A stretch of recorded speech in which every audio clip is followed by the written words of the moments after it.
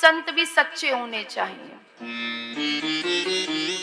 अब ये बात तो चलो समझ में आ गई कि संत की दृष्टि यदि पड़ जाए हम पर तो हमारा जीवन का उद्धार हो जाता है, हमारा जीवन बदल जाता है। परंतु इसका अर्थ ये नहीं है कि मरने से बचा जा सकता है,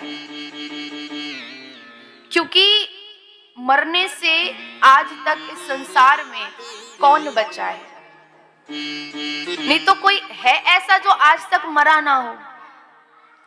सबकी मृत्यु होती है, सबकी मृत्यु होती है। यहां तक कि सजीव तो मरता ही है, निर्जीव की भी मृत्यु होती है। निर्जीव की मृत्यु कैसे होती है? आप मान लीजिए आपने कोई चीज, कोई सामान खरीदा, मान लीजिए इस माइक को ही देख लीजिए, ये माइक हमने लिया, तो क्या ये जब तक हम जीवित रहेंगे तब तक ये माइक साथ निभाएगा? नहीं निभाएगा। कभी ना कभी कोई खराबी आएगी इसके अंदर। कोई मशीन आपने ली है, जितना उसका समय होगा उतने समय तक वो ठीक प्रकार से काम करेगी।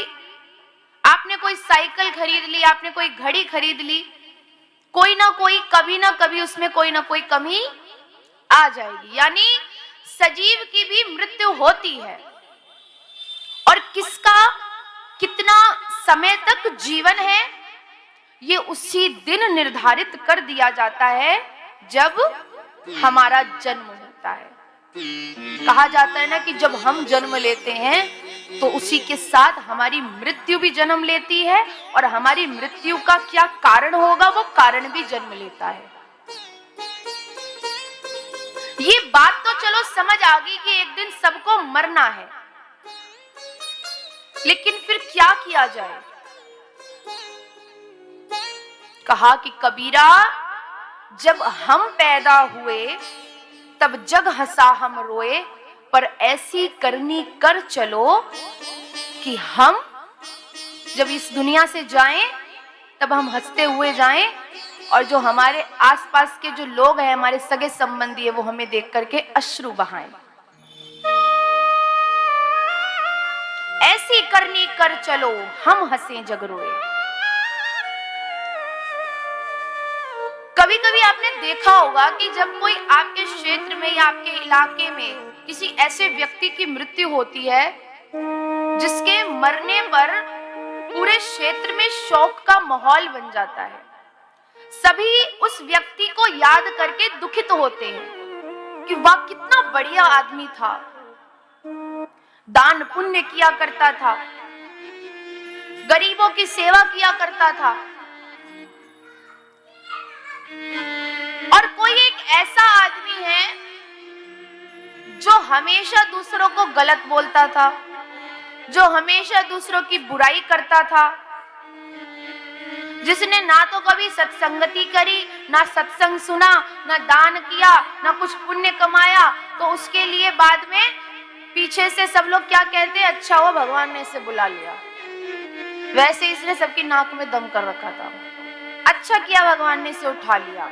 अब ये हम पर डिपेंड करता है कि हम कैसा जीवन जी रहे हैं, और ये हमारे ऊपर ही निर्धारित करता है कि हम जब इस दुनिया से जाएंगे, जब इस जीवन को हमें छोड़ना पड़ेगा, तो हमारे पीछे जो हमारे सगे संबंधी हैं, जो हमारे पड़ोसी हैं, जो हमें जानते हैं, जो हमारे जानकार हैं, वो हमारे पीछे क्या कहेंगे? ये सब कुछ हमारे ऊपर है। तो ऐसा जीवन आपको जीना है कि किसी दिन यदि भगवान ने बुला भी लिया तो मन में ये डर ना हो कि हमने कुछ गलत किया है।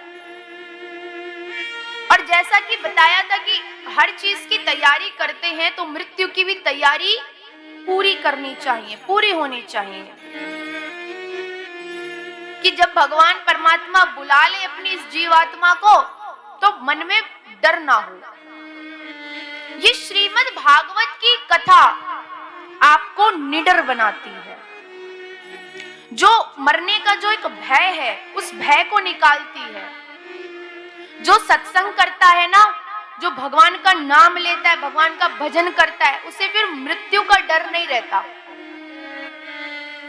ये श्रीमद् भागवत की कथा हमें मरना सिखाती है। श्री राम कथा हमें जीना सिखाती है, हमारा जीवन कैसा होना चाहिए, एक पुत्र को कैसा